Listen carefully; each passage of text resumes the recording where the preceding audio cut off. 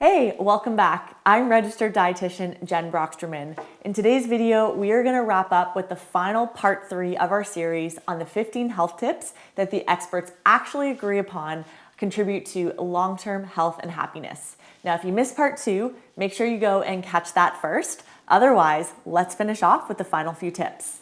Number 11, limit alcohol. Now, don't hate, don't come at me with the cardiovascular studies on wine consumption.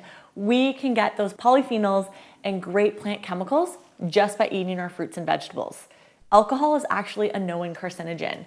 It's connected to cancer, it disrupts our sleep patterns. Again, it's something that we don't need to thrive and be healthy. Now, of course, in moderation, a way to relax socially, fine.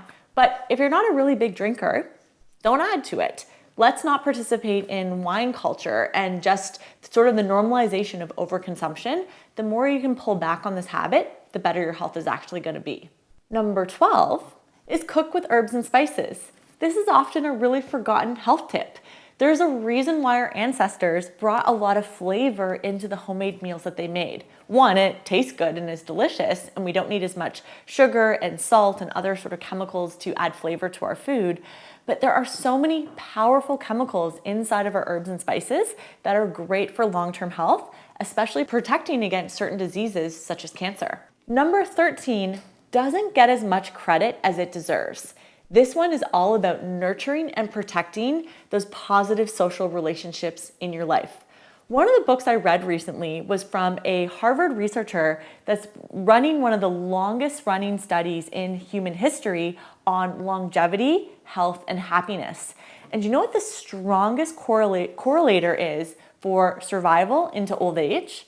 The strength of your social bonds. It outpaced exercise, it outpaced not smoking, it outpaced nutrition.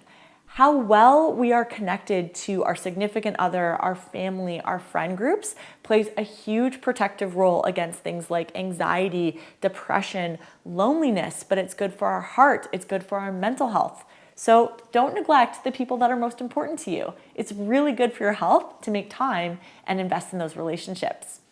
Number 14 is to get outside and spend time in nature. There is something just so healing about being in the presence of greenery and trees or near large bodies of water or mountains. There's studies on the science of awe, right? We have more awe and enjoyment experiences just in powerful nature moments.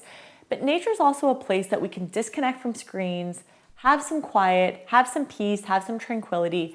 We know that it's going to help decrease things like depression and anxiety. It actually helps to lower blood pressure. So any little patch of nature that might be near you, take some time to get outside and go hang out among the forest and the fauna, get outside in nature. And finally, number 15, have a gratitude practice.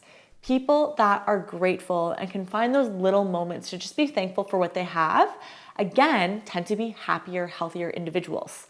So what's interesting about our human brain is we're built in, our default factory setting is the negativity bias. What's the negativity bias? If you haven't heard of it, it's our default to focus on all the things going wrong, all the problems, all the hurtful comments, all the things that we wish were going better or could be fixed. So unfortunately, that's just our programmed brain's default setting. But you know what? When we're being grateful, it's hard to be judgmental or critical or angry or upset. So people that can find moments in their day just to take a moment and be grateful for a couple of things or one thing to start, again, tend to have better mental health over the long run. Well, guys, that's a list of 15. Hopefully there were some good old-fashioned basics that you're nodding along to, and then maybe there's one or two things on there that you forgot about. So what I want to do as we wrap up is 2 takeaways. One, for yourself, I want you to lean into 1 or 2 things on the list that you know your heart, your intuition is calling and craving for that's going to help you feel better. Maybe you've gotten away from time in nature. Maybe you are not as connected to those close personal relationships because work and stress have been pushing it to the back burner. Maybe you need to drink a little bit more water, whatever the case might be. So I always believe in walking the talk, and I would love to hear from you in the comments down below. What 1 or 2 things really grabbed your attention that if you put a little bit of time and effort into, you know you're going to feel a heck of a lot better. Tip number 2 is spreading this to the people that you ultimately work with. So why I make these videos for health coaches and personal trainers and medical professionals is I want us to all fight less, please, less online arguing. And instead, I want us to think about the people we ultimately serve, our clients, our patients, right? Our members. We want to make fitness and nutrition and healthy lifestyles fun and sustainable and something that they can do with consistency and enjoyment. So here's what I want to challenge you to do.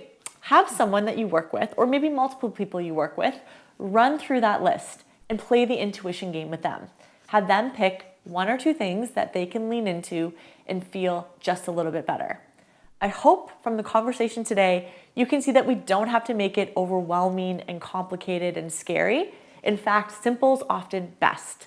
So give it a try in your own worlds. I love that we get to connect in this way. And thank you for sharing healthy nutrition messages that are simple and actionable with the people you work with.